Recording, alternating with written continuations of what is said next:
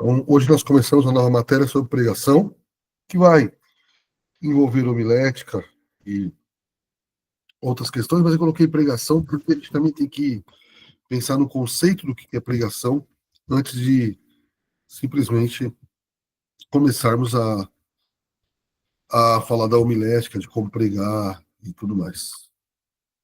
Então, essa é a minha intenção aqui. Nós vamos falar primeiro do que é pregação, né? Então, há muitas maneiras de compreender o que pode ser pregação. E, então, tentar deixar claro, mais ou menos, que eu, quando vou dar aula aqui, compreendo aquilo que é pregação. Estou falando de mim, porque às vezes algum irmão pode ter um conceito diferente, mas daquilo que nós entendemos que é pregação. Os irmãos, depois eu colocar isso no grupo, os irmãos que compraram meu livro, lembrando, vocês vão ter uma questão a mais, vou me encontrar com vocês outro dia também, com alguns de vocês que quiserem, para ajudar. Eu quero que vocês separem um texto da Bíblia, do Novo Testamento, uma parte lá, e eu vou ajudar vocês a construir um sermão. Pelo menos uns 2 sermões eu me comprometo a ajudar cada um de vocês. Tá bom? Então, depois me procura aí, ou semana que vem traz para mim qual será o sermão que você quer, a passagem que você quer pregar. Então, vamos lá. Então, o conceito de pregação, né? Pregação é a proclamação da palavra de Deus aos homens, feito por homens, sob a missão de Deus. É o meio ordenado para a transmissão da palavra de Deus ao mundo perdido. Então, qual a maneira que Deus principalmente abençoa para levar a mensagem? Através da pregação. A pregação é uma função da igreja, primordial, que às vezes ela se perde em outras coisas. Então, hoje nós vamos falar o que é pregação, o que não é pregação, o que é pregação, a supremacia da pregação, o que a igreja tem colocado antes da pregação, que talvez é um dos meus maiores temores aqui, tá bom? Antes de saber o que pregar, é bom saber o que talvez não seja pregação. É o meu autor favorito, até eu já indico o livro dele, Pregação em Pregadores, e às vezes eu dou aula de pregação e indico pregação em pregadores. E normalmente, até no seminário que eu dei aula, o diretor do seminário me chamou um pouco a atenção nisso, e eu respeitei, mas eu tenho uma visão diferente. É que às vezes a pessoa compra um manual lá de como preparar sermão, ela aprende, mas ela não tem o conceito certo. Então, às vezes ela sabe como fazer, mas ela não tem a ideia correta do que é pregação e da grandeza da pregação. Ela simplesmente vai seguir o manual ali. Mas eu acho isso. Se a pessoa não tem uma compreensão clara da grandeza da pregação, do que é pregação, não adianta ela saber montar uma pregação. Tá bom? Vocês estão me ouvindo? Me dá um joinha aí.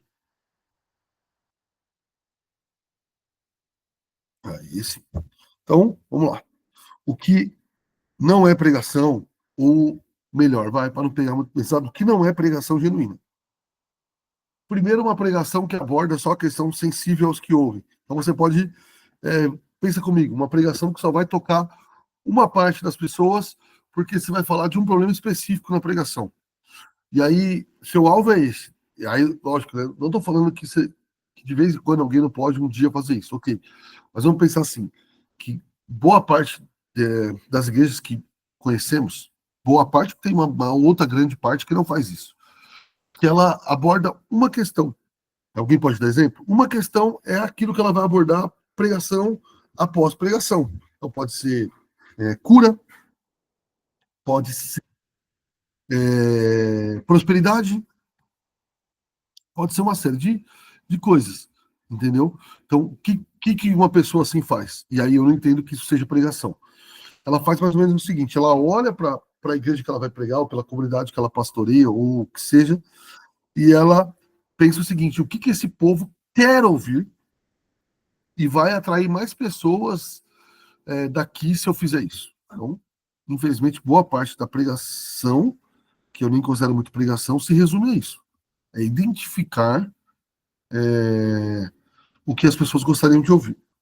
Então, aí o culto ou a pregação, inclusive o culto, as canções, ela vai girar todo em torno disso, entendeu? E aí não é mais para a glória de Deus, mas é para glória humana, ou pelo menos para atender a questões das pessoas. Então, se torna uma pregação simplesmente buscando ir de encontro com as necessidades pessoais de cada um. Até isso que eu estou ensinando, por exemplo, vai contrário ao que eu já aprendi, né? Uma vez, nem era da igreja onde eu estava, a gente foi ouvir um pouco sobre pregação em outro lugar, e o ensinamento era isso, ó, a pregação de sucesso é pregar o que as pessoas, a necessidade das pessoas. Então, nós temos que tomar muito cuidado, porque isso não é nem para chamar de pregação. Outra coisa é a pregação simplesmente motivacional, né? É amplamente centrada no homem e que ele tem que superar desafios da vida, seja uma doença, seja uma promoção e tudo mais. E você vê que, somente entre os homens, tem crescido, né? Aí se formam grupos que vão correr em algum lugar e você tem que pagar, porque lá vai ter uma questão, você tem que encontrar a sua masculinidade. Então eu sempre até acho estranho que alguém tem que pagar, um homem, um marmanjo, paga para aprender a ser homem, né? Mas tudo bem. E aí, o cara pagar para falar, eu queria aprender a ser homem, dá até medo, né? É, mas, normalmente, assim, não há menção de pecado, né? Não há chamado arrependimento, não há alerta de juízo, há pouco temor a Deus, porque é uma mensagem motivacional, né? Você tem que sair desse momento que você está e tal. É centrado em motivar as pessoas, pode até emocionar, né? Pode até desafiar, mas às vezes os desafios são até coisas que a gente não sabe nem se a pessoa devia estar fazendo, né? Você está lá falando, não, você tem que viver seu sonho, você tem que se esforçar pelo seu sonho, ter o seu melhor, mas você não sabe qual é o sonho dela, e se não for correto, se for pecaminoso. Então, é muito complicado. Ainda terceiro, uma pregação centrada na cultura. O que é isso? Bom, a gente tem uma série de pregadores hoje que há 10 anos atrás falavam coisas diferentes, porque ele tem a mensagem da sua época. A mensagem dele não é bíblica. Eu vou dar um exemplo muito simples aí, que eu sempre bato nele, é o Ed René, por exemplo. Há 10 anos atrás, quem já ouviu, ele falava de um jeito. E em 2010, de outro, 2008, então ele é do seu tempo, conforme, agora está todo mundo querendo falar todos, não vai falar todos. Então ele prega a cultura, entendeu? E quando eu falo prega a cultura, também tem uma questão muito política ou dos problemas. A pregadores, você não precisa deixar. Se na pregação de domingo um acontecimento da semana evidencia, ok. Mas a pregação não pode ser o comentário da semana do que aconteceu. E é o que tem se tornado, né? Então, a pregação é o comentário, é o resumo das notícias da semana. Isso é muito perigoso. Então, o público não está lá para mudar e redimir a cultura, mas os homens, né? Um outro problema é uma pregação centrada nos problemas da humanidade, ao invés de concentrar na causa do problema, que é o pecado, a alienação divina. E aí, normalmente, quando alguém vai pregar assim, ele vai focar em soluções não bíblicas. O homem precisa fazer tal coisa para que o mundo melhore. Então, temos essa dificuldade aqui no mundo e é necessário tal e tal decisão para que isso venha melhorar. Isso é um grande perigo, porque você está dando soluções. Então, por exemplo, né? Sei lá. Me foge aqui um exemplo, mas, por exemplo, você termina a mensagem e você fala, ó, 4 coisas que você tem que fazer, eu vou te dar aqui, que isso vai mudar a sua vida, ou vai mudar o bairro, ou vai mudar a sua família. Então, se concentra em resolver problemas, olha o problema que até existe, se concentra em resolver problemas, mas não vai na causa, que é o pecado, e também a solução de problemas não provém de Deus, é simplesmente uma decisão humana, né? Isso também é extremamente perigoso e não é lá no fundo pregação. Uma questão muito perigosa, e eu fiz isso quando pregava o Antigo Testamento, há anos atrás, é uma narração para a lição de moral do Antigo Testamento. Então vamos pensar, a gente vai lá e prega Elias, e a gente vai falar o quanto ele foi corajoso, o quanto ele desafiou, o quanto isso, o quanto aquilo. É uma pregação moral. Que ele fez isso, e porque ele fez isso, Deus abençoou ele, a gente dando os méritos, e vira simplesmente uma questão moral, de moralidade terrena, de lições que, se você cumprir, parece que Deus te abençoa. Isso é extremamente perigoso. Eu tive um professor que ele falava: pregação assim, se você tiver um judeu assistindo, ele vai bater palma. Ele concorda. O Hélio falou: na pregação, na época que eu era da Assembleia, eles costumavam trazer pregadores e pagar. Aí trouxe o moço, ele leu o texto de Isaías, mas não pregou nada relacionado ao texto. Falou de bênçãos que Deus deu a ele, outros assuntos. O texto lido sumiu. Da onde eu vim também. Tinha um lá que só falava: meu Deus do céu, Deus te abençoe. Meu Deus do céu. Acabou. Isso aí acontece mesmo. Ele lia o texto e falava que ia matar o diabo. Foi 20 anos ouvindo isso. E o diabo não morreu e o texto nunca foi pregado. Então, muito cuidado se você for pregar e sobre o Antigo Testamento e você vai se resumir.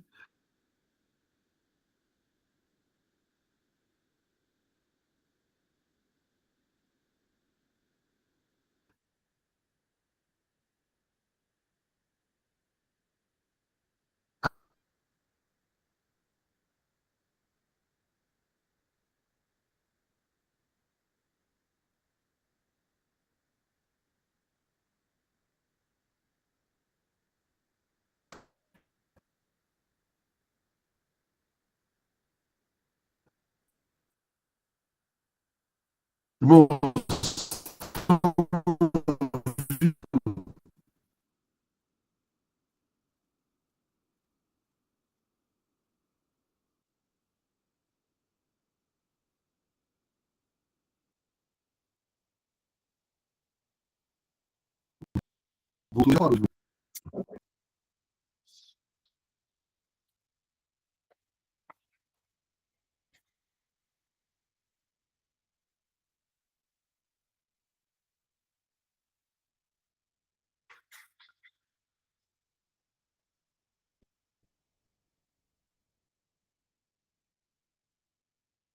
voltou? Tá me ouvindo? Aonde eu parei? Alguém pode falar?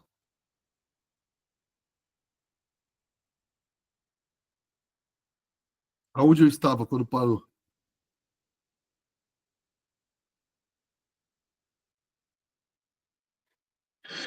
Pregação moral, pastor. Tá. Então você estava pregando uma pregação simplesmente moralista, sobre certos detalhes do Antigo Testamento, sobre certas atitudes que todos deveriam ter. Isso não é a pregação do Evangelho. A pregação tem que ter a mensagem do Evangelho, da justificação da fé, que só através de Cristo nós somos salvos pela fé somente em Jesus Cristo. Não adianta simplesmente nós falarmos de aspectos moralistas. Olha, não faça isso, não faça aquilo, não faça aquilo. Tá bom. Você vai pregar os 10 mandamentos? Ó, não adultere, tá certo? Ó, não adultere. Por quê? Não deve adulterar. Por que há esse mandamento? Porque você é pecador por causa da queda e existe somente uma solução em Cristo. Né? E você deve, você não consegue, a parte de Cristo, viver em santidade no casamento, por isso tem que se apegar a Cristo. Então é nesse sentido, estou dando um exemplo aqui, mas uma história de Abraão, uma história de Davi, não é simplesmente de Moisés, não é uma história de coragem, irmãos, é uma história de redenção, de homens caídos usados por Deus para redimir pessoas. Então, cuidado se a pregação é simplesmente moralista. Dá um joinha aí, está ouvindo? Tá bom? Outra, outro perigo é quando o pregador fala do que sente. Eu também passei por isso. Pode falar, Rafa. Levantou a mão, fala. Pode mandar ver. Levantei a mão sem querer aqui. Beleza. Palmeirense, eu não vou perdoar, não, porque nós enfrentamos vocês essa semana. Então, fala daquilo que sente. Então, eu passei uma época por isso, né? Ah, não, eu vou trazer aos irmãos aquilo que eu senti, que Deus falou comigo essa semana. Eu sei que parece bonito, mas não é a razão da pregação. A razão da pregação, depois eu vou falar, é pregar o texto bíblico, não o que você sentiu. Você pode ter sentido muitas coisas. Essa é a questão de ser um pregador. Você pode ter muito. Não importa o que me aconteceu semana passada, eu tinha que pregar o quê? Romanos 15, de 1 a 13. Então, Eu passei mal de quarta a sábado, febre alta, de cama e tal. Não dormi do sábado pro domingo. Até eu dei. A Micaela entrou aqui. Até peço desculpa, eu dei um furo. Perguntei. Tava tão ruim na minha mente que eu perguntei o nome da Micaela para ela, que eu falo com ela toda semana. Ela até tirou sarro de mim e falou: meu nome é Giovana. Que eu acho que ela falou, achou que eu tava zoando, mas não era. Eu tava com a mente ali, eu não tinha dormido, eu fui dormir às 6 e pouco da manhã, porque eu passei muito mal. E aí falei, não tem como colocar outro para pregar, eu tenho que pregar, dormi até às 9, alguém veio me buscar. E cheguei lá assim, com a mente ruim. E aí fiz esse papelão aí com a Micaela. E acho que ela achou, ou o pastor tava brincando, e é meio doido da cabeça. Mas o que eu quero dizer, não importando o que eu passei na semana, o texto que estava diante de mim é o texto que eu tinha que pregar. Não estou dizendo que todo mundo tem que pregar sequencialmente. É isso que eu estou dizendo. Mas você tem que ter um texto para pregar e não pregar suas experiências. Então, eu conheci pastor o quê? Não sei se o Rafael se lembra disso. O camarada, durante a semana, foi num velório, ele prega sobre morte. Ele viu uma briga de cachorro, ele prega sobre as lutas na vizinhança. Né? Ele vê uma criança perdoando a outra, aí ele fala, não, vou pregar de perdão. Ele vai dar aquele exemplo. Então, a congregação é movida pelas experiências que ele teve durante a semana. Não era mais ou menos assim, Rafa? É inacreditável. Eu tenho um colega, eu não sei se ele disse que ele conta isso como verdade, eu não cheguei a esse absurdo. Ele falou que um camarada foi pregar um dia no domingo e o que ele tinha visto? Ah, ele estava indo para pregar num culto de cedo domingo e viu um endemoniado na rua, aí trocou a pregação, pregou sobre o gadareno. Então, era mais ou menos isso, como nós vivíamos, entende? Então, você não está diante de um texto e dele você vai tirar todas as coisas. Não, você tem uma ideia de um sentimento que você teve e você encontra um texto parecido com aquele sentimento que você teve, e aí você vai lá e fala. Então, isso não é pregação. Não é pregação. Ou, pelo menos, vou falar melhor. Na visão do Darcy, não é pregação. Rafa, dessa vez levantou a mão ou foi sem querer, Parmenense? Não, dessa vez foi, dessa vez foi. Nessa questão que você está falando aí, né, de mudar muito o texto de acordo com experiência.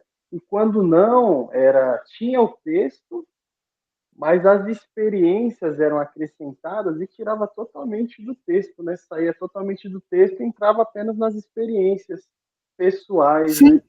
Tinha muito isso mesmo. até porque as experiências pessoais, quando ele foi preparar a mensagem, ou quando eu, na época, ia preparar a mensagem, era o mais importante. O texto era para balizar as experiências, né? Me dava. Eu cheguei a fazer isso algumas vezes e vi isso demais. Uma outra questão é o exibicionismo, né? Às vezes as pessoas vão lá contar piada, né? Elas vão lá falar da vida delas, das vitórias que ela teve durante a semana. E, por último, ainda um outro problema, penúltimo, né? É quando a pessoa pega um texto como João 3,16, ou como eu vi um pregador em Gálatas 3,18, e por causa de uma ênfase que ele gosta mais, de todas as mensagens da Bíblia, ele quer tirar o João 3,16, o Gálatas 3,18, ou ele é o pregador da graça, ele é o pregador da cura, ele é o pregador, sei lá do que, do capiroto, ele fala do capiroto sempre. Então não interessa a passagem, ele vai achar aquilo. Por quê? Porque ele não quer pregar o texto, ele quer pregar a ênfase que ele gosta. Então, o cara gosta de liderança. Então não interessa, tá falando lá, Jesus chorou. Não, um líder tem que chorar. O líder tem que chorar, entendeu? Não tem cabimento nenhum, não tem nem contexto nenhum. Por último, o que não é pregação, uma palestra e um estudo não é pregação. EBD, uma aula sobre algo é muito bom, mas não é pregação. Entendeu? Então nós temos que tomar cuidado. Agora, o que é pregação? Pregação é a proclamação. Ah, tem muitas e muitas pregações assim. Eu não sei se eu estou exagerando, mas eu acho que a maioria é assim. A maioria são sentimentos. Né? Eu costumava brincar quando eu ia num lugar assim com a Kátia e com alguém. O pregador falava: eu senti uma coisa essa semana, eu quero pregar o que eu senti.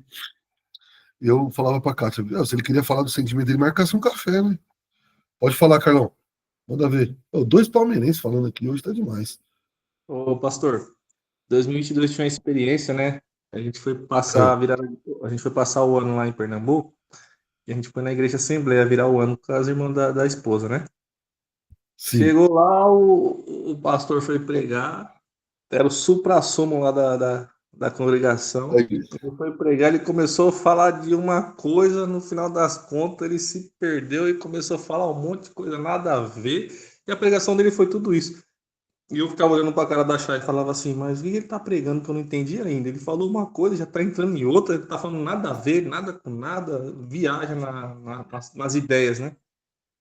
Aí É, conta três histórias emocionais, e aí a pessoa se emociona e fala, nossa, foi maravilhoso. É porque nem a pessoa que tá ouvindo sabe o que é pregação de verdade. e fica incentivando o pessoal a dar glória, só isso. Esse é um problema sério. A Jane falou que na congregação, muitas vezes é assim. Eu nunca fui numa congregação, então eu não sei. Ela foi lá há muitos anos, ela sabe muito bem. Mas muitos locais, a gente toma cuidado, irmão. Isso não é simplesmente uma questão de julgamento dos outros locais, mas pelo menos você ter na mente o que é pregação. Não dá para chamar qualquer coisa de pregação. Então, pregação é a proclamação da palavra de Deus por homens sobre a missão divina, é o meio ordenado para a transmissão da palavra de Deus ao mundo perdido. Ela é o meio oficial da graça para edificação, salvação dos perdidos e fortalecimento da igreja. A ação é a verdade que Deus também usa a personalidade, não é uma outra pessoa ali. O Lloyd Jones, o meu favorito aí, ele falava que pregação é a lógica em chamas. Lógico que tem a mente, a personalidade do homem. O Evaldo, o Rafael Alencar ou qualquer outro que prega aqui é diferente de mim. Isso é bom, isso é ótimo. Não podemos ser uma cópia um do outro. Mas tem que pregar o texto bíblico. A Jane estava falando. Eles enviaram na Paraneia. Pareina. Eu não sei o que é isso, Jane. Pareina. Às vezes é uma outra palavra e o velho aqui não está entendendo. Não entendi essa palavra aqui. Pareina? Eu não sei. Na parede? Ah, parede. Eles enviaram na parede a hora da palavra e acreditam que Deus fala na boca deles. Ah, é na hora, recebe ele na hora, né? Então, somente, o centro do culto é somente a hora da palavra para eles. Entendi, agora entendi. Eles encostam na parede para receber a palavra. Hoje, a palavra vem na parede? Vou comprar uma parede dessa para mim, né? O trabalho, preparar tudo, era só encostar na parede. Quer falar, Jane, ou levantou sem querer? Se for sem querer, não tem problema. Não, foi sem querer. Sem problema. Então, a pregação é a verdade de Deus pegando fogo. Entende? E aqui pegando fogo, eu não estou falando de questão emocional. Eu falo mais alto, mais emocional, o outro fala mais calmo, e os dois estão pregando a palavra. Agora, aquilo arde no coração da pessoa. É isso que eu estou falando. Não tem que ser todo mundo do mesmo jeito. Eu já sou mais barulhento, é o normal. O outro é mais calmo, mas a pregação tem que estar sendo pregada. A palavra de Deus tem que estar sendo pregada. Então, ler um texto, explicar o texto e aplicar esse texto ao coração das pessoas. Não é simplesmente uma leitura de algo ou um discurso sobre alguma coisa, entendeu? Na próxima aula nós vamos falar, né, o que é pregação temática, o que é pregação textual, e se der tempo, o que é pregação expositiva, senão vai ficar para outra, para nós irmos compreendendo essas questões. É através da pregação que os homens são alimentados pela palavra de Deus, pela doutrina que leva a uma vida piedosa, que nos leva a olhar melhor a cruz. É pela pregação que os homens são exortados a buscar a sua graça salvadora, são repreendidos, encorajados a arrepender do seu pecado, encorajados a serem mais fiéis a Deus. A pregação, já vou deixar o Hélio falar, é essencial para a igreja. Sem ela, o povo de Deus vai definhar. Um lugar onde tem uma pregação bíblica sistemática que expõe o texto, a igreja vai triunfar. Wellington, por favor, pode falar.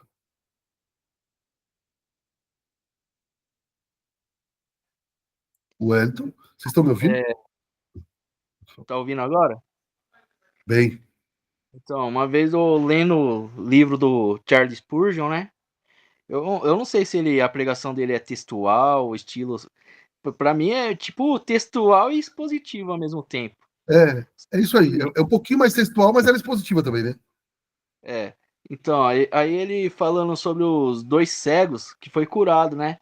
Ele falando que eles não não viam, mas conseguiram, através da fé, enxergar que ali estava o Messias, aquele que podia curar, que eles clamavam: ó, filho de Davi, tem Tem compaixão de nós. misericórdia. É. E muito dos públicos da plateia dele que ele estava pregando aquela noite, muitos não tinham aquela visão de conseguir enxergar o que Os cegos estavam o, vendo.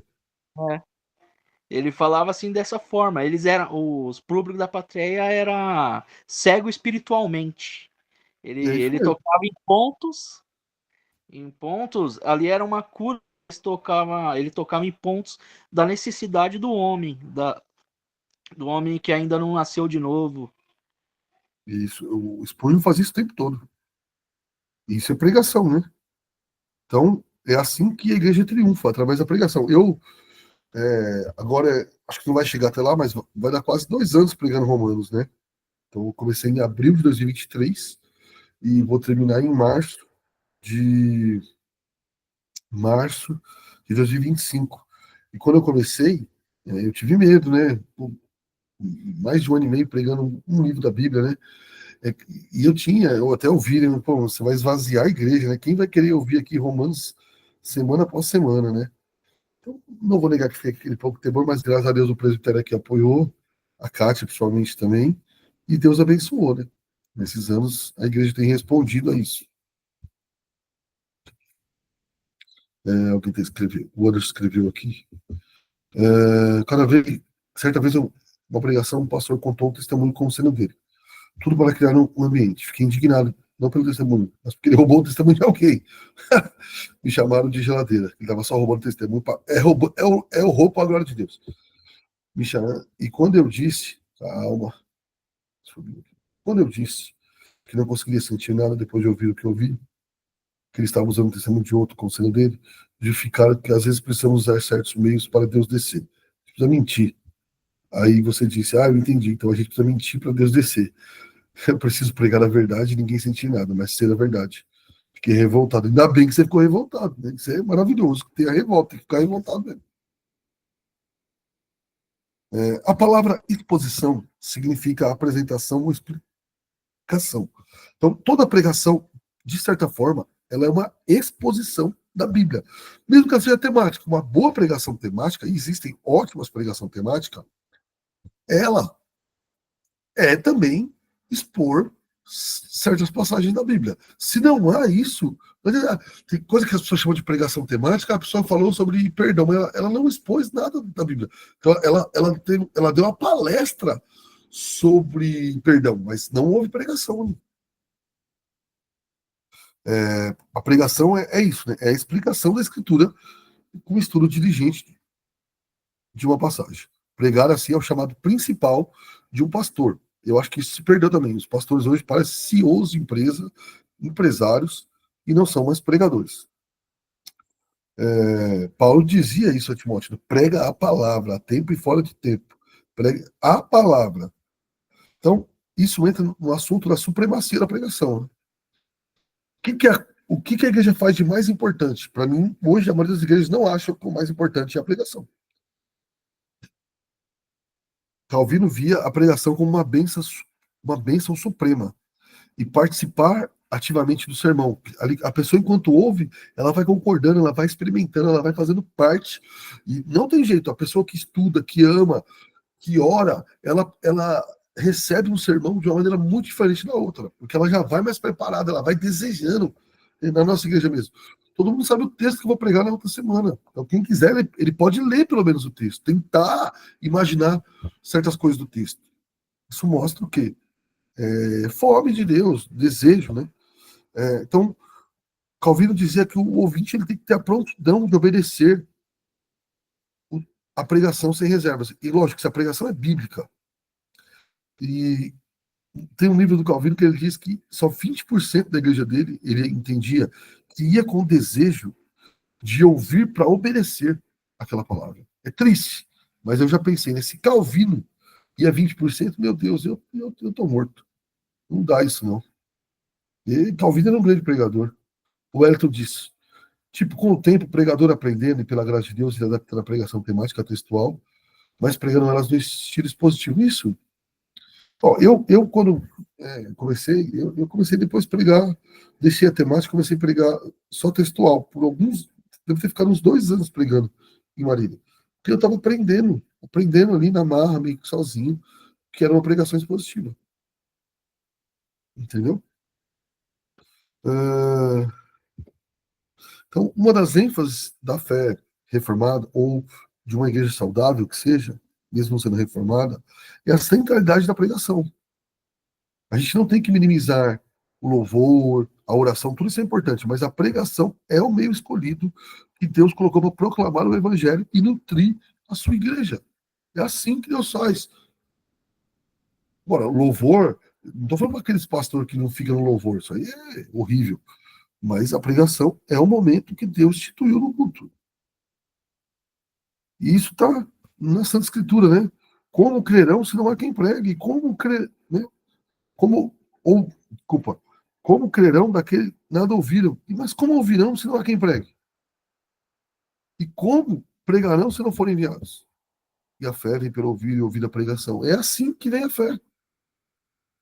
Os puritanos, os mais fiéis herdeiros da reforma, eles enfatizavam ainda mais a importância da centralidade da proclamação ou da pregação. Eles faziam isso com algo muito firme. Eles seguiram essa ideia com primazia, né? Ao ponto de que havia sábados que eles faziam era predicações, acho que era uma coisa assim, que o nome eu não vou lembrar, mas normalmente eram 4 pregadores, um mais jovem, outro um pouco menos, e o mais velho e mais experiente ficava por último. Então eles pegavam o mesmo texto de uma passagem e tinham 4 pregações, uma atrás da outra, no lugar, porque era assim que o pregador mais velho ensinava os mais novos. Ele era o último a pregar, depois dos mais novos, para mostrar, ó, essa parte vocês não falaram, essa aplicação vocês não fizeram. Mas ele simplesmente pregava. Ele não ficava dizendo, ó, vocês não fez isso, você não fez aquilo. Ele pregava e ali o cara notava o que deixou de fora. A Micaela fez um ótimo comentário. Um exemplo: 7 pontos para se tornar uma pessoa mais sábia. 5 pontos para isso, 10 passos para aquilo. Isso não é pregação. Desculpa. É uma linha muito ruim. 7 pontos para se tornar mais corajosos como Elias. Isso é uma pregação moralista. O texto. Por que Elias está lá, irmão? Elias está lá para quê? Para demonstração de coragem? O que vocês acham? Se não for Elias. Vamos lá, vamos ver aqui. A Micaela que falou.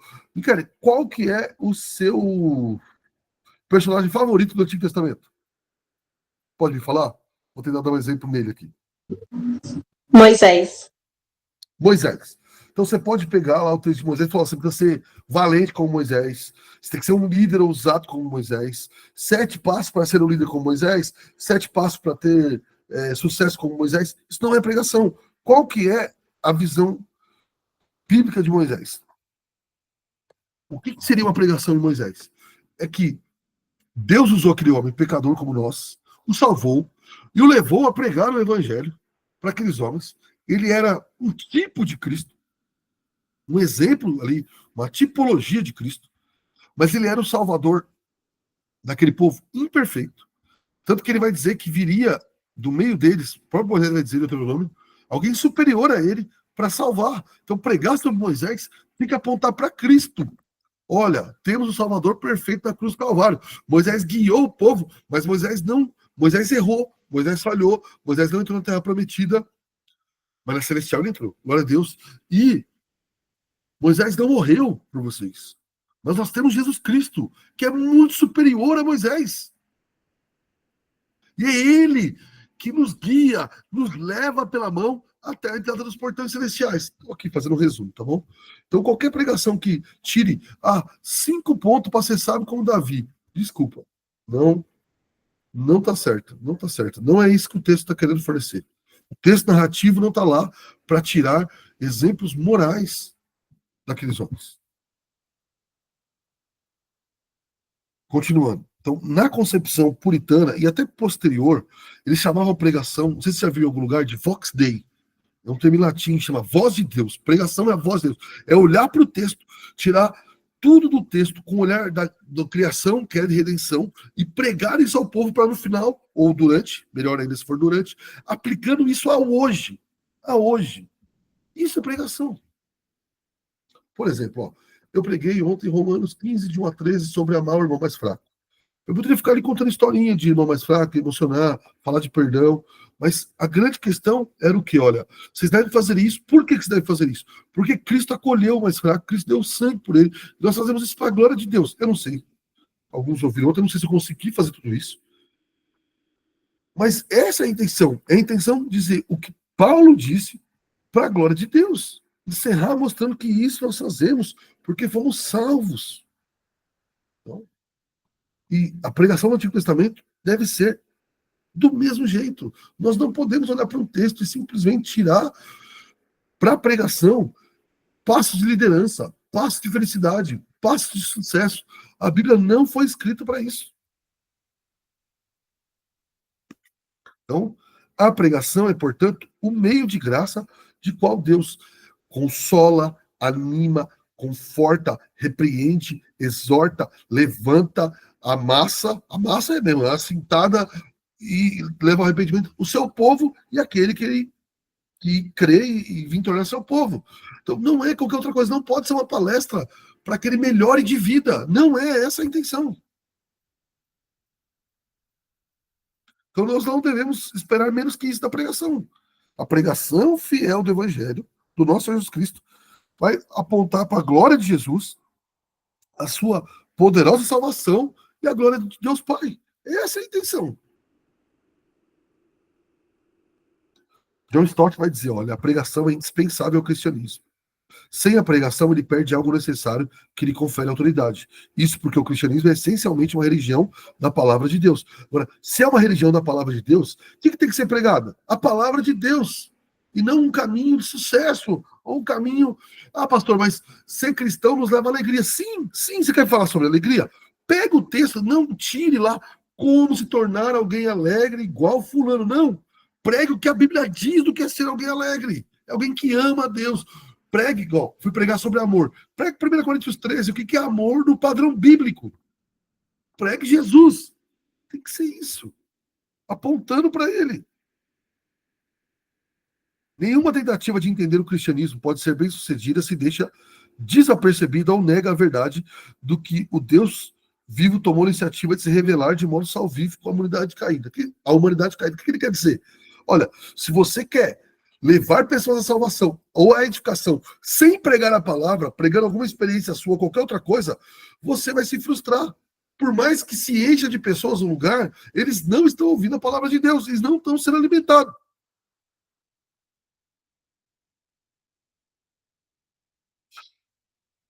Ou que a sua revelação de si mesmo foi dada pelo meio mais direto de comunicação que nos é conhecido, a Bíblia. E a pregação é o quê? Conclamar os que escutam essa palavra a obedecê-la e transmiti-la aos outros. Obviamente, há 3 níveis, pelo menos, ou tipos de pregação. Né? Tem aquela que você prega de uma pessoa para outra evangelizando, tem a pregação de um grupo pequeno, que você prega ali na sua família, ou numa célula, ou no pequeno grupo, e a pregação do púlpito. A aula aqui, eu estou falando mais da pregação do púlpito. Devia ter dito isso no começo, mas a aula de pregação é a pregação do púlpito. Perguntas até aqui, irmão? Agora me respondam. O que vocês acham que a igreja tem colocado? Como a doutrina da igreja influencia a pregação? Tudo. Por exemplo, se a igreja de fato acredita que a Bíblia é suficiente e inerrante, o que a igreja vai esperar de pregação? O texto bíblico. Agora, se a igreja é mais dada a emoções, sentimentos e experiências, você vai poder subir lá e contar a sua experiência. Eu lembro uma vez, numa conferência, um homem pregou lá 10 coisas que Deus falou comigo quando minha filha começou a namorar. E eu tive amigos pastores falando, nossa, essa aqui é a pregação, a melhor pregação que eu ouvi nos últimos anos. E eu fiquei quieto. O Rafael deve lembrar dessa pregação. Era um amigo dele, lá da Bahia, lá, acho que era o Adia. E aí um colega falou, meu, fantástica. Eu fiquei quieto. Ele falou, você não gostou? Eu falei, cara, desculpa, eu não gostei. Como não? Eu falei, não é pregação. 10 coisas. E agora, o pior é agora que minha filha começou a namorar, Deus não falou 10 coisas comigo, não. Eu não esperava que Deus falasse 10 coisas comigo quando a Amanda começasse a namorar. E a única coisa foi que eu fiquei chateado, né? Não é nada do que isso. Então, assim, como a doutrina então influencia a pregação? Se você, a maneira que você crê na Bíblia é o que você vai esperar de pregação. Aquele que crê na suficiência, na inerrância, na autoridade maior das Escrituras, ele vai querer a pregação que venha do texto. Ó, se não é o texto, guarde para você. Então, isso influencia demais, demais, demais. Uma igreja, mesmo sendo uma igreja do Senhor, com gente salva, dada muitas experiências, ela vai basear a pregação, ela vai se parecer muito mais com, como que eu posso dizer, com testemunhos, com experiências, com histórias. Então o cara conta 20 histórias e fala 2 vezes no versículo. E sim, sim, as pessoas vão dizer que é maravilhoso. Mas as pessoas elogiam, tem aquela sempre que tá ganhando gente para Jesus. Primeiro que você não sabe se tá ganhando mesmo. Segundo que Deus usa até uma pregação ruim muitas vezes. Mas o problema é o seguinte, são sempre crianças da fé, porque eles não aprendem a Bíblia. Você pega gente que ouviu pregação por 15 anos e ela não tem noção nenhuma da Escritura. Ela está ali todo domingo, mas a Bíblia ainda não é uma coisa, tem uma história ali para ela, é tudo meio perdido. Então isso é muito perigoso. Então, o que a igreja tem colocado antes da pregação? Alguém pode me dizer? Vocês, como cristãos que frequentam uma igreja, às vezes pensam que a igreja cristã, não a igreja que você frequenta, mas no geral, tem colocado antes da pregação, com a prioridade antes. Alguém pode dar algum exemplo? 57 louvores também. Isso é. Tanto que às vezes, estou dizendo em todo lugar, tá? Mas eu conheci. Você vai em lugares que o louvor, ele é muito mais preocupado com o momento, e aí eu não estou nem fazendo uma crítica, do que o pregador. Você vê que o louvor ensaiou, preparou, mas o pregador não, ele copiou uma pregação na internet, foi lá e levou o que deu. Porque ele tem pouca preocupação, enquanto o louvor, e tem eu já vi igreja de louvor falar comigo, os caras que vai pregando não se preocupam, a gente aqui ensaiando e tudo mais. Então, a Micaela acertou em cheio. Louvor, o que mais? O que mais? Alguém pode me dar um exemplo?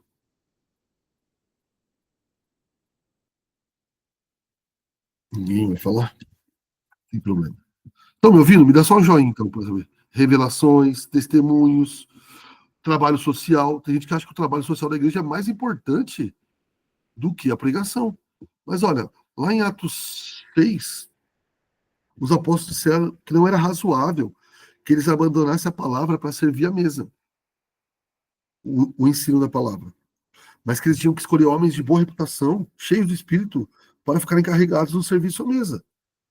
E os apóstolos tinham que se consagrar à oração e ao ministério da palavra. Ok, não há apóstolos desse tipo hoje, ok. Mas o pastor, antes de visita, e ele tem que fazer visita, antes de aconselhamento, ele tem que fazer aconselhamento, a preocupação maior dele é a pregação da palavra. É necessário. O que eu conheço de pastor, e a Kátia é prova, porque eu fui pastor muitos anos no interior, de outros pastores do interior me mandar mensagem 3 horas da tarde, uma vez a Kátia pegou no celular, o cara tinha lá 10 mensagens me mandando no domingo, me manda uma mensagem, eu tenho que pregar, me manda uma mensagem, por favor. Aí a Kátia respondeu, quero uma mensagem, o pastor Dácio também responde. Aí a Kátia, a minha esposa é o sossego, mas ela tava brava, ela falou, são 3 horas da tarde, você devia já ter feito sua pregação, você não tinha que ter aprendido do Darcio, e nem tá cobrando ele aqui. Então, a pessoa às vezes faz 50 coisas na semana, 47 reunião, mas ele não preparou a palavra. Ou, como eu disse, agenda de cura aqui, eu acho, culto de cura. E vou dizer mais, até culto onde o pastor vai pregar, e ele vai pregar fora, e não preocupa com o culto da igreja dele. E ele vai lá e prega qualquer coisa, porque a agenda da semana foi lotada. Isso está errado. Isso está errado. Não é bom que os pastores façam isso. Eles precisam preparar muito bem o sermão e levar ele.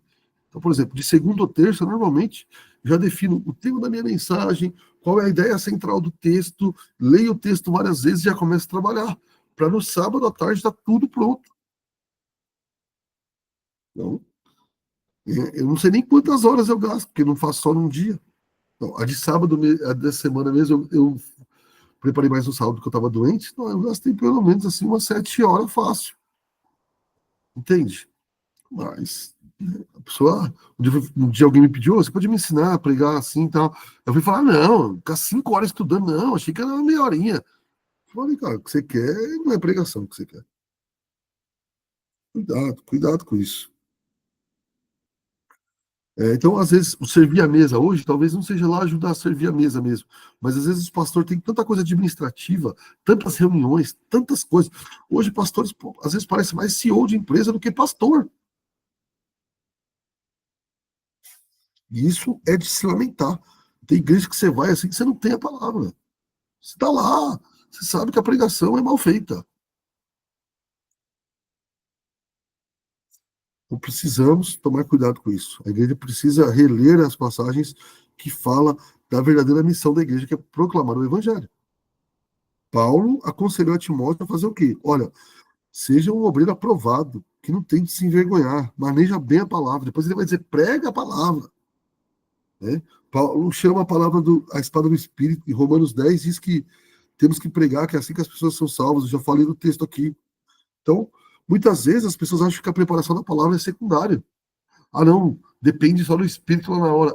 Ou também um outro erro. Prepara, prepara, prepara, e não depende do Espírito na hora. Acha que a preparação só mental tá certo. Não, a pregação só acaba de ser preparada quando você termina de pregar. Você tem que subir na dependência do Espírito Santo. Ontem mesmo que eu estava meio atabalhoado, até quem ontem aqui estava no culto, estava o Rafa, o Carlinhos, a gente, deu a perceber que eu não estava normal? A Cátia falou que não deu a perceber. No carro eu falei, Cátia, deu a perceber que eu estava meio zonza? Ela falou, não deu. Mas minha mulher às vezes fala isso de bondade mesmo. Vocês comentam aí, sim. Não percebeu? Ah, então tá bom. Então tá bom. A homilética seria o que seria a maneira de você entregar o sermão depois de ter preparado ele. Mais ou menos. Também é isso, mas é o jeito que você prepara o sermão também, entendeu? Como você divide lá no papel. As divisões dele, introdução. Lógico que é o jeito que você entrega, mas como você divide é mais ou menos aquilo que você vai falar. Então a homilética ela está entre colocar no papel que você vai levar para o púlpito. Tem coisa que você estuda que você não leva para o púlpito. Você não dá para você falar tudo que você estudou. Você tem que ver o que é essencial. Isso faz parte da homilética. Aí você prepara um contexto, uma introdução, a ideia central. Aí você discorre os textos, uma conclusão, aplicações e o encorajamento final. É assim que eu divido o meu. Deu para entender aí, Wes?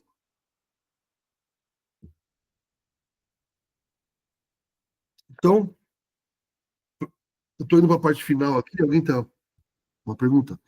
A Micaela perguntou: às vezes a palavra foi planejada, mas o culto tem tanta coisa que a pregação tem que ser feita rápida para dar tempo de falar tudo, porque entre um comentário e outro, uma piadinha e outra, acaba gastando um tempo a mais, daí fazem correndo. Isso é pecado, está certíssimo. Por exemplo, nós somos imperfeitos, precisamos melhorar, mas aqui tem 1 hora sempre para me pregar, é o combinado. Se eu terminar um pouco antes, amém, mas eu tenho 1 hora, por quê? A gente não tem aviso no meio, a gente não tem um monte de outra coisa, não tem momento da oferta lá falando para ficar para a pregação. Então nós temos aqui 3 louvores, a pergunta do catecismo, oração e pregação. É isso que nós temos. E a gente foi fazendo isso para ficar melhor desse jeito. Aí o culto pode até ficar menor. Eu já fui em culto de 3 horas, mas já teve meia hora para pregação. Mas antes teve de tudo. É vídeo, é 277 canção, é a criança cantando, a outra dançando, é o vídeo não sei das quantas, orar pelo irmão que está fazendo aniversário de casamento. Bem, aqui às vezes os irmãos ficam assim, irmão, se o irmão preparar um aniversário de casamento na casa dele, eu vou lá e oro, preparo uma palavra, mas no culto não vai rolar, não vai rolar. O culto não é para isso. O Rodrigo acho que começou a falar e não terminou aqui. Para preparar um bom sermão, precisamos fala aí, Rodrigão, fala aí. Pastor, boa noite, tá ouvindo? Muito bem, até. Pastor, sim, para preparar um bom sermão, a gente precisa ter algumas ferramentas na mão, né? Alguns comentários e pesquisar que alguns pastores, porque eu acho que muitas vezes a gente vê esses sermãos, muitas vezes aí psicológicos, que muitas vezes pode ser assim, pastor muitas vezes preguiçoso, não querer se debruçar no texto e procurar alguns comentários e passar horas e horas estudando, né? Muita gente preguiçosa, muita gente que pega a pregação de outro na internet e só copia. Ó, por exemplo, isso aqui é uma das questões que todo pastor um dia tem que ter. Ó. É comentário histórico cultural da Bíblia. Vai falar aquele texto, a cultura da época. Tem aqui, não está aqui na minha mesa, mas tenho também uma questão das palavras originais do grego. Um dicionário bíblico gigante. Olha de Romanos aqui, só o que eu tenho, que está na mesa, alguns eu desci. Ó, Romanos Charlie Rose, Romanos Sproul. Olha o Douglas Moo, o tamanho de Romanos Douglas Moo. E tem um outro de Romanos aqui que é o melhor de Romanos, que eu vou mostrar. Tem o do Thomas Scheiner, todo daquilo do John Murray, que é do mesmo tamanho. Dá trabalho, do Augusto Nicodemos, que é excelente. Dá trabalho estudar, dá trabalho. Aí chega num assunto, um entende uma palavra de um jeito, outro de outro, tem que ir no dicionário, tudo isso. Se eu comprei do Thomas Scheiner, olha, eu não comprei, eu ganhei de presente de um irmão da igreja. Eu tenho pelo menos uns 2 irmãos da igreja que gostam muito da maneira que eu prego, e como eu não tenho dinheiro para comprar tanta coisa, vira e mexe, eles me dão de presente. Então, o irmão Eduardo já me deu várias vezes, e esse outro irmão me deu esse aqui. Me deu esse mais um. Aí não é esse, não é o mesmo Eduardo. É outro irmão que eles acabam me dando sempre alguma coisa de livro. E eles falam, pastor, eu estou dando para você, mas estou pensando em mim lá na frente também, porque você vai pregar melhor e vai me abençoar. Então, ele tem um livro do apóstolo Paulo maravilhoso. O do apóstolo Paulo já li dele. Eu achei o do Thomas Scheiner, já que está perguntando, melhor que o do Douglas Moo. Mas eu continuo lendo o Douglas Moo, acho fantástico. Mas o do Scheiner é top, top, top. Mais alguma pergunta para mim, para os erros a evitar? Ou comentário. Ah, pastor, o senhor acha disso, o senhor acha daquilo? Pode fazer. Bom, erros a evitar. Primeiro, substituir a pregação por entretenimento ou discursos motivacionais. Bom, culto. Eu não sou contra a peça de teatro. Faz no sábado, mas no culto não é. Vídeo. Eu não quero saber de vídeo. Política, pelo amor de Deus. Pelo amor de Deus. Quero lá saber ou do companheiro ou do ok lá no domingo. Não quero. Eu quero pregação, pelo amor de Deus. Então a pregação tem que ser fiel. Não uma palavra inspirativa, não um show, não vídeos. O foco tem que estar na mensagem, no texto bíblico para a glória de Deus. Também não pode ser baseado na experiência. Mesmo que você conte uma experiência para elucidar o texto, beleza. Mas é isso aí. Não é para você ficar contando historinha o tempo todo, não. Segunda coisa, cuidar para não fazer da pregação um monólogo, de vez pregar a voz de Deus. O que é um monólogo? Você fica dando opinião pessoal. Outra coisa que é horrorosa, que pastor assim devia ser corrigido se fosse pego fazendo isso, cutucando, irmãos, mandando recado, cutucando alguém. Isso é uma vergonha para o evangelho, um pastor fazer um negócio desse. Ah, não, o cara manda um recado, quem sabe os irmãos percebam. Ah, toma vergonha, dando indireta no púlpito. Meu Deus. Ideias filosóficas que não estão no texto devem ser evitadas. A pregação deve ser fiel ao texto bíblico, sem distorções. Você não pode pegar um texto para usar de pretexto para cutucar os outros. Terceiro, o maior erro de todos nós podemos fazer é negligenciar a centralidade de Cristo na pregação. A pregação tem que apontar para Cristo. Ele é o cumprimento das Escrituras. Ontem eu preguei Romanos 15, o que Paulo diz? Que tudo que foi escrito no passado era para nosso ensinamento. Por quê? Ele estava falando isso no contexto do quê? De que aquilo nos dava esperança. Porque o Antigo Testamento se cumpre em Jesus Cristo. E aqueles irmãos da igreja de Roma, aos romanos, eles podiam encher o coração de esperança, porque aquilo que foi escrito outrora tinha se cumprido. Então aquilo que está sendo escrito agora no Novo Testamento ia se cumprir no final. Essa era a segurança deles. Aplicações para a vida.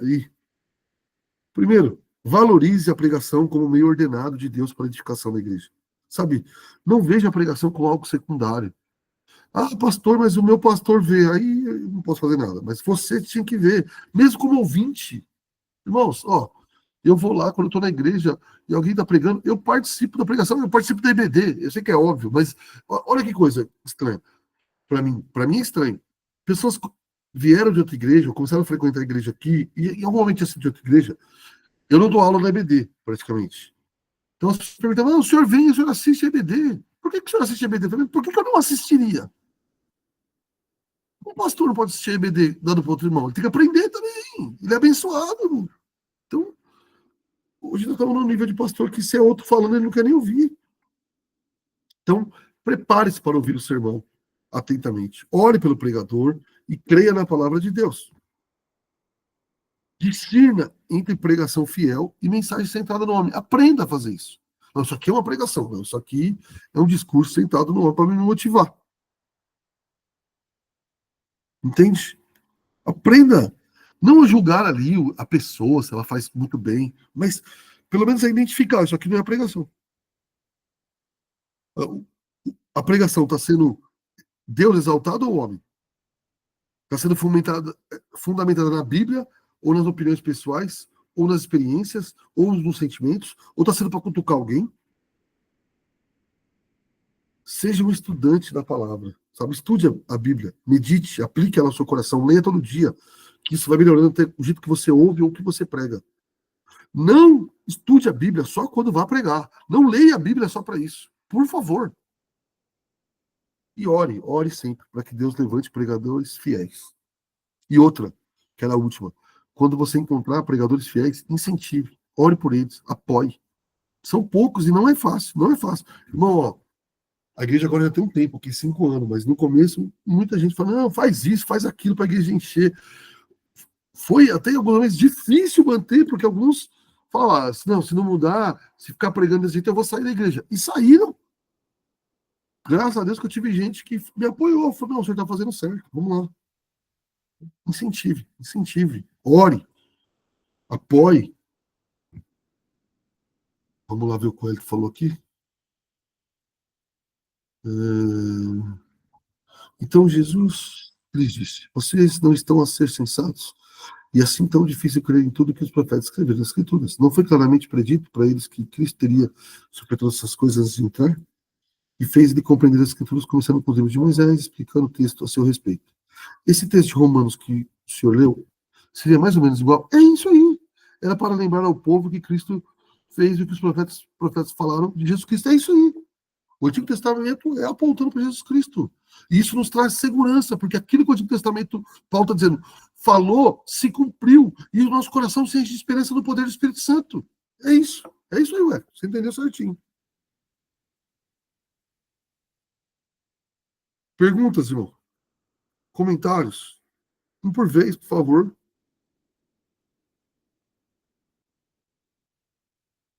Participem.